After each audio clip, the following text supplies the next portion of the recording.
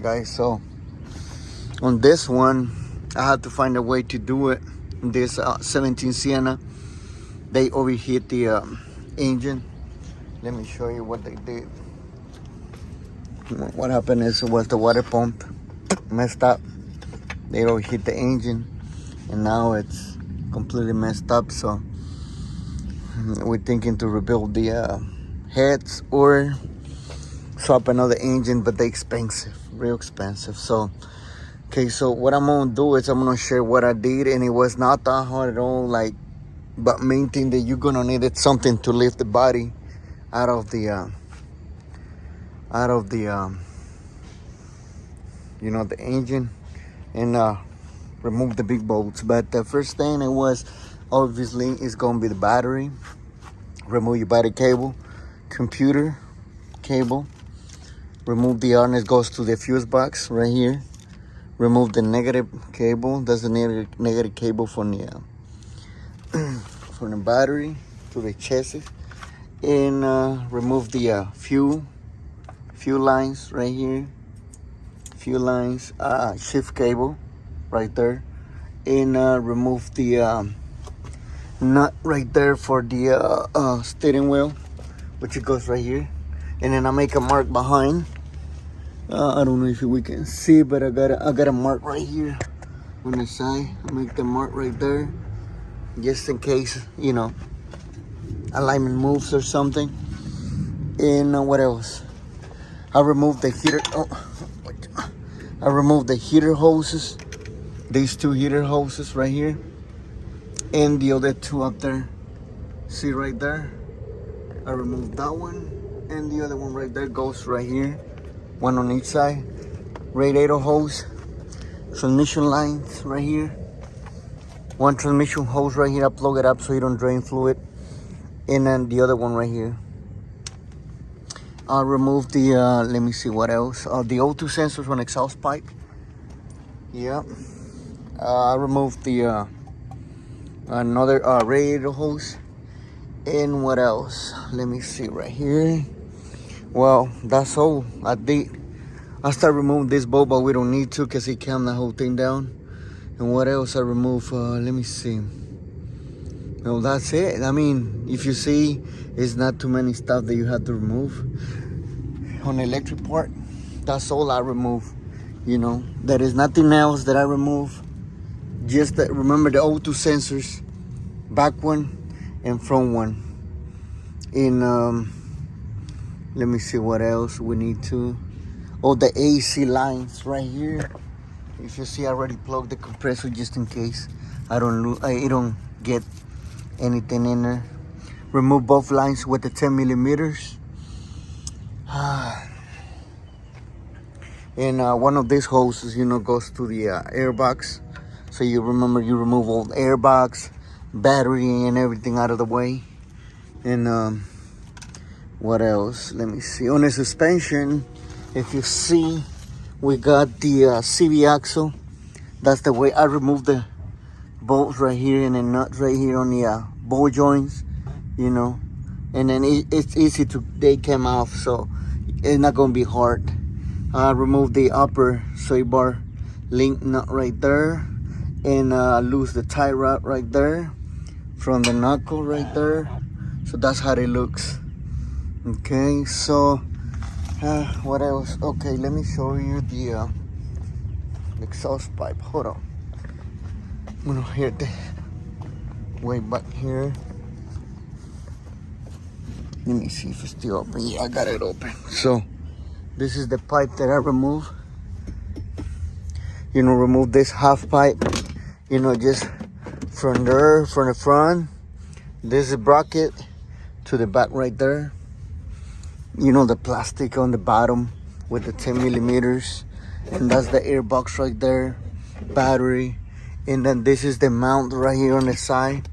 This mount, let me show you where it goes. Let me put this back on. Okay. That bracket goes right here on this side. So remove that one. That's a 14 millimeter bolt. And then the little bracket, and there is another little bracket goes right here, so you have to remove that one too. And then after that, what we did it, if you see, I'm not using a frame or something dolly or some special dolly to move the frame. So I'm using 3Ks Daytona from the Harbor Freight that I use all the times. And then if you see, it got the form of the frame. So what I did first, I put, if you see this, I put this one like the way it is right now, behind, all the way behind. You see where it goes, it ends right there. You know about the bolt right here, right on there. And the other one, this one, it was right here, holding this side. And on the back, I put that one over there. But I dropped the whole thing, the lowest I can.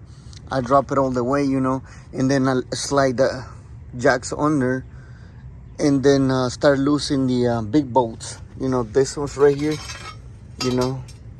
one on each side, 4 of those. I start loosening it up, and then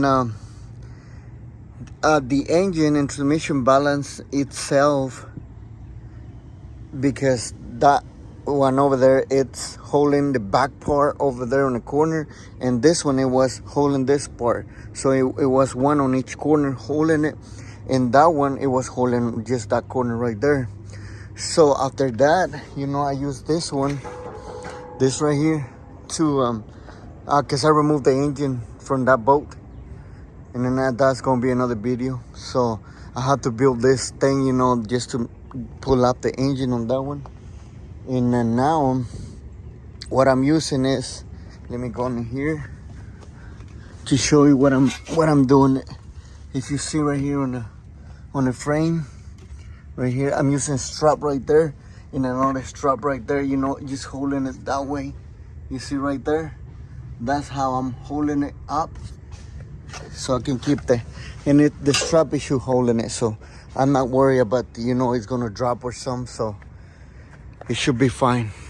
And I start lifting it, and now that's a 2Ks pulley or whatever you call.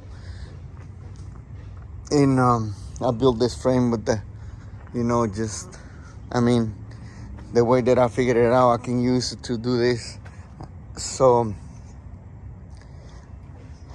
after getting this, sitting on the jack stand, on the die jack right there, and this too.